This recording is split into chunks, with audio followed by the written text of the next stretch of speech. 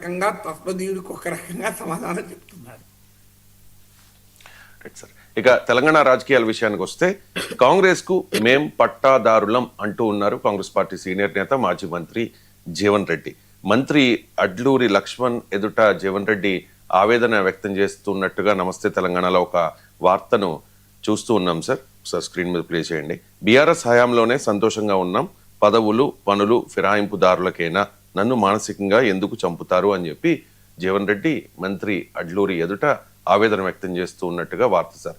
దీని మీద వెంటనే పిసిసి చీఫ్ మహేష్ కుమార్ గౌడ్ కూడా రెస్పాండ్ అయ్యారట సార్. కాంగ్రెస్ లో పట్టాదారులు ఉండరు అని చెప్పేసి.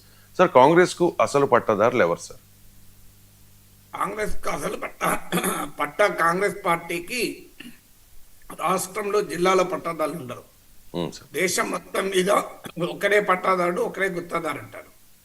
అది గాంధీ, రాజీవ్ గాంధీ, ఇందిరాగాంధీ, జవహర్లాల్ నెహ్రూ, రాహుల్ గాంధీ, సోనియా గాంధీ, ప్రియాంక గాంధీ కుటుంబం మొత్తం పట్టా వాళ్ళ చేతిలో ఉంటుంది. కౌలుకు అంతటా తీసుకుంటారు. అందువల్ల ఒకటే పట్ట ఇక్కడ జగిత్యాలలో ఒకరికి పట్టా, హైదరాబాద్ ఇంకోరికి పట్టా, కర్ణాటకలో ఇంకోరి పట్టా ఉండదు. పట్టా మొత్తం భారతదేశంలో కాంగ్రెస్ ల్యాండ్ అంతా ఒక్క గాంధీ కుటుంబం దగ్గరే ఉంటుంది. వాళ్ళ దగ్గర లీజుకు తీసుకొని కౌలుకు తీసుకొని టెనెంట్ ఫార్మింగ్ చేసుకుంటారు ఎక్కడికక్కడ. అది రెగ్యులర్గా రెన్యూ కావాల్సి ఉంటుంది. ఆ కౌలుదారు ఒప్పందం, కౌలుదారుల హక్కులు ఉండవు కాంగ్రెస్ పార్టీలో.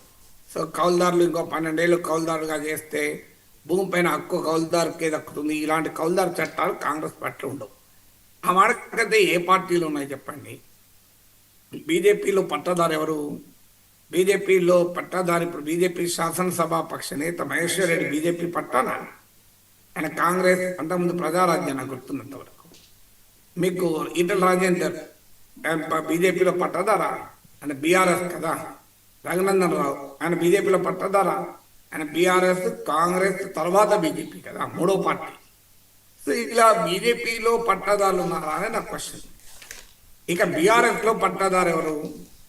సో బీఆర్ఎస్లో సవితా ఇంద్రారెడ్డి పట్టాదారా?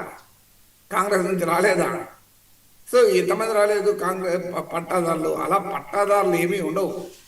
సో రాజకీయ పార్టీలో కబ్జాదారులు ఉంటారు. పార్టీ మారకుండా ఇంకో పార్టీలో చేస్తారు. సో మీకు అయినా Jeevan Reddy subject my memory correction, ఆయన కూడా కాంగ్రెస్లోనే ఎదిగి వచ్చిన నాయకుడు కాదనుకుంటాను నాకు తెలుస్తున్నంత వరకు. ఆయన బ్యాక్గ్రౌండ్ వెళ్తే కాంగ్రెస్ వెటరన్ అయిన జానారెడ్డి కూడా తెలుగుదేశం నేపథ్యం. ఆ మాటకంతా రేవంత్ రెడ్డి కాంగ్రెస్లో పుట్టి పెరిగాడా? ఆయన తెలుగుదేశంలో పుట్టాడు పెరిగాడు కదా. మీకు సిద్ధరామయ్య కాంగ్రెస్లో పుట్టి పెరిగాడా? ఆయన జనతాదళ సెక్యులర్ నుంచి వచ్చిన నాయకుడు కదా. హేమంత్ విశ్వాస్ శర్మ అస్సాం ముఖ్యమంత్రి బీజేపీలో పుట్టి పెరిగాడా? పట్టాదారా? అంతకుముందున్న ముఖ్యమంత్రి సర్వానంద్ సోనోవాల్ బీజేపీలో పట్టాదారా? సో అందువల్ల మీకు రాజకీయ పార్టీ బీజేపీ లాంటి పార్టీలోనే పట్టాదారులు ఉంటలేరు. కనీసం బీజేపీలో ఎక్కువ మంది పట్టాదారులే ఉంటారు. కొంతమంది మాత్రమే నా పట్టా లేకుండా కౌలు తీసుకునే వాళ్ళు ఉంటారు. కానీ కాంగ్రెస్లోకి వచ్చినప్పుడు ఒక్కరికే పట్టా ఉంటుంది. కాంగ్రెస్ అనే కాదు, బీఆర్ఎస్ అయినా, టీడీపీ అయినా, వైసీపీ అయినా, కుటుంబ పార్టీలు ఇవన్నీ కూడా. అందువల్ల వారసత్వ రాజకీయాలు నడిపే పార్టీలు, వారసత్వం నడిపే పార్టీల్లో పట్టా మొత్తం ఒక్కరి చేతిలో ఉంటుంది. అది ఆ దాని యజమాని చేతిలో ఉంటుంది. నువ్వు పట్టా కానీ షేర్లు కానీ ఏదైనా కానీ వాళ్ళ అవసరానికి తగ్గట్టుగా వాళ్ళే మొత్తం దేశవ్యాప్తంగా ఉన్న భూమిని దున్నలేరు కనుక వాళ్ళు తెలంగాణలో ఇంకో రేవంత్ రెడ్డికి పట్టా కౌలుకి ఇచ్చారు కొంతకాలం, కర్ణాటకలో సిద్ధరామయ్యకి ఇచ్చారు. సో జగిత్యాల్లో తనకి ఇవ్వలేదన్న జీవన్ రెడ్డి ఆవేదన.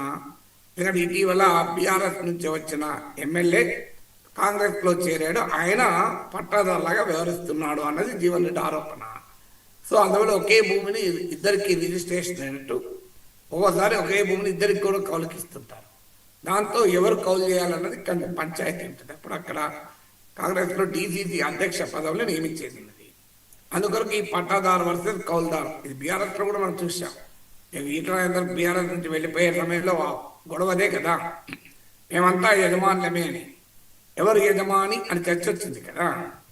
సో యజమాని కూతురు కవిత ఇప్పుడు బీఆర్ఎస్లో లేరు.